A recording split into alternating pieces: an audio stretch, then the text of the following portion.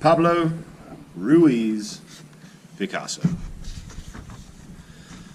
Pablo Picasso was one of the greatest artists of the 20th century. He was born in Malaga, Spain in 1881 and died in France in 1973. Picasso's father was an art teacher at the local school. He encouraged his son to paint and draw. He wanted Picasso to become a great artist someday. Picasso's painting style changed over the period of his life more than any other great artist. He was always trying new and different things.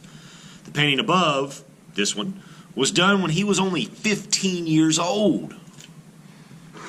This painting was done when Picasso was 57 years old. There's quite a difference between the two paintings, isn't there? Sometimes Picasso would paint things that looked very flat. Sometimes he would paint things that looked so round that you might be able to pick them up off the painting. That's because he creates form, the fact that it looks 3D, by using value, that darker tone of that color. When Picasso was 19, he left Spain and went to Paris, France. Some of the first paintings he did there look a little bit like the work of other famous French artists. This painting reminds many people of the work done by Toulouse-Lautrec. Some of Picasso's other early paintings remind people of Van Gogh, Gauguin, and Monet. The Blue Period, then something happened.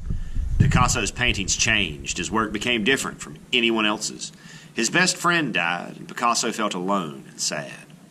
At the same time, none of his paintings were selling, and he was almost starving to death. Because of his mood, Picasso began to paint with lots of blue. Blue can be a very sad color. He made all the people in his paintings look lonely and sad.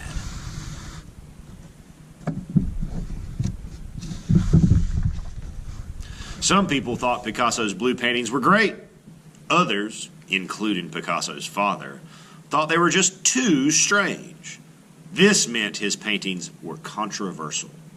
Controversy means that people have different opinions and like to argue about whether or not who's right. The Rose Period. Picasso's blue period ended when he met a girl named Fernande. Fernande and Picasso fell in love, and soon a happier color started showing up in Picasso's paintings. This was the beginning of the Rose Period.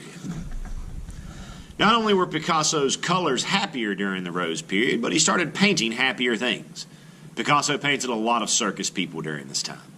He often painted them with their animals. The Rose Period did not last very long, though, because Picasso found a new way to paint that was really exciting and really different. Cubism. Cubism was the next style of painting that Picasso developed and made famous. This is a Cubist painting by one of Picasso's friends. This is by a man named George... Oh, I thought it was a George Braque. I may be wrong on that. I'll double check. The man in the painting looks like he's been broken up into little cubes. That's where the name Cubism comes from. Look closely. Can you see the man's face? What he was wearing? His hands? A bottle? A glass? Maybe his pet cat? Can you find anything else? So here we have his face. We can see eye, nose, ear, hair. We can see the glass, part of the fingers. This looks like a lamp. Maybe another lamp or a bottle of some kind. There's a lot going on there. Cubism is one of the most important periods in the history of modern art. For hundreds of years, artists tried very hard to paint things so they would look real, which we call realism. Then Picasso came along and started to paint people and things that didn't look the way people and things were supposed to look.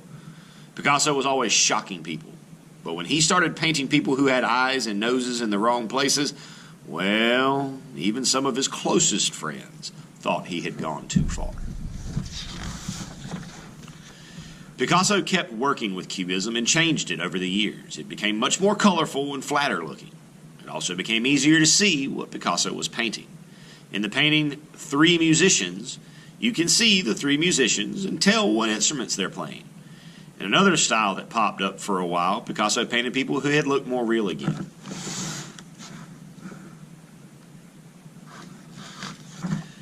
Picasso had just visited Rome, a city filled with statues and monuments. When he returned from his trip, he did a series of paintings in which people look like they've been chiseled out of stone like statues. So with these paintings, we have people that look fairly realistic, but their proportions are off. They always look very, very, very heavy, very, very thick, robust people. Especially when we look at the hands and the feet. Those are kind of oversized for the rest of the person. Guernica. In 1937, something happened that made Picasso paint his most powerful and serious painting. During a civil war that was going on in Spain, the small town of Guernica was destroyed by bombs. Thousands of innocent people were killed or injured. Picasso became very angry and used everything he knew to make a painting that would show the world how foolish war was. He named the painting after the town that was destroyed.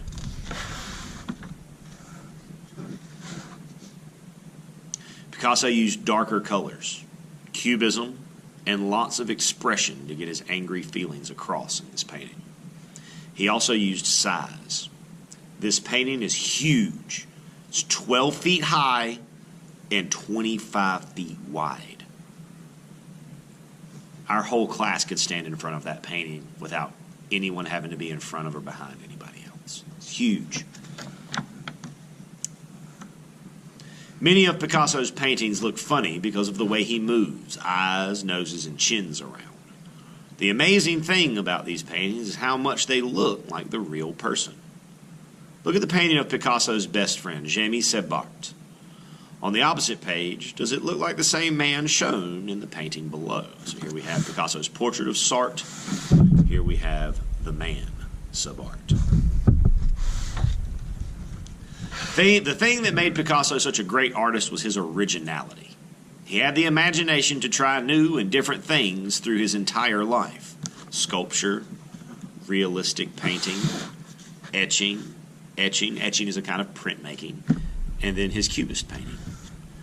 Picasso lived to be 92 years old. He was a great painter, but he was great at other things too. He made sculptures, prints, drawings, beautifully colored dishes and bowls. He even made costumes and scenery for plays. It's a lot of fun to see real Picasso paintings. You'll be surprised at how big some of them are. Look for his paintings in your art museum. Our art museum is in Raleigh, North Carolina. North Carolina Museum of Art. Go there sometime. It's amazing. The pictures in this book came from the museums listed below. If none of these museums are close to you, maybe you can visit one when you are on vacation. So we have work from museums in Barcelona, Spain, New York, the Guggenheim in New York, the Art Institute of Chicago in Illinois, the National Gallery of Art in Washington, D.C., the Museo del Prado in Madrid, Spain, the Picasso Museum in Barcelona, Spain, and the Musée Picasso in Paris, France.